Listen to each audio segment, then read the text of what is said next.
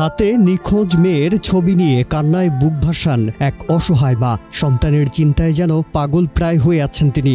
আদরের মেয়ের সন্ধানে পুলিশের দ্বারস্থ হয়েছেন এই অসহায় মা।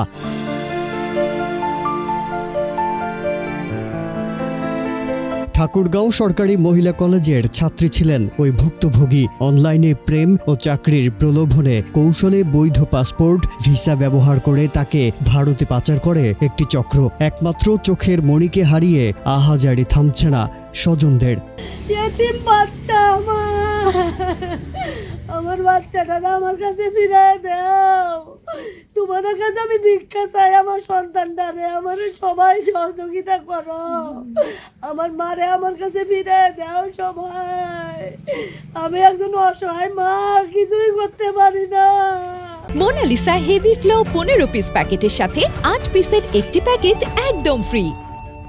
কলেজে গেছে, কলেজের উদ্দেশ্যে গেছে, সারাদিন গেল নাই।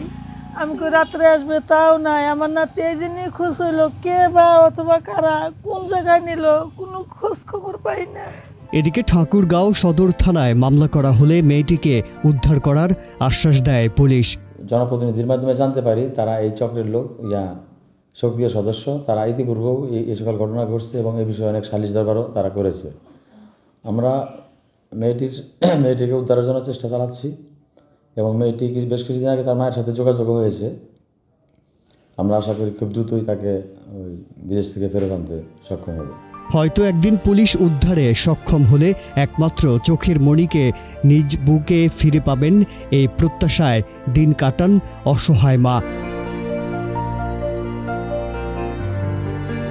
আরিফ হাসানের পাঠানো তথ্যচিত্রে ডেস্ক রিপোর্ট, কালের কণ্ঠ।